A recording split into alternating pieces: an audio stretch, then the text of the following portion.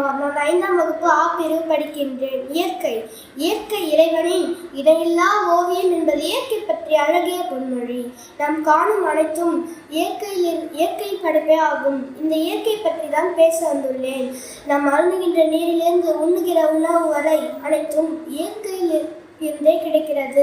இந்த பூமியில் பறந்த நிலப்பரப்பு, கடல்களும் ஆறுகளும் நீர்வீழ்ச்சிகளும் இயற்கை வளங்களாக அமைந்துள்ளன.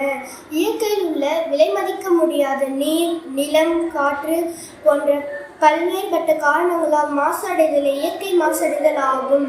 தொழிற்சாலை கழிவுகள், நெகிழி பயன்பாடு, வாகனங்களிலிருந்து வெளியேறும் புகை, காடுகளை அழித்தல், மண்வளம் சிறந்தல் போன்ற பல காரணங்களால் இயற்கை மாசடைகிறது. இயற்கை பாதுகாப்பது ஒவ்வொரு தனி மனிதனின் கடமையாகும். உலகில் உள்ள இயற்கை பாதுகாப்பதற்கும் விழிப்புணர்வை உருவாக்குவதற்காக உலக இயற்கை பாதுகாப்பு தினம் ஜூலை 28ஆம் தேதி அனுசரிக்கப்படுகிறது.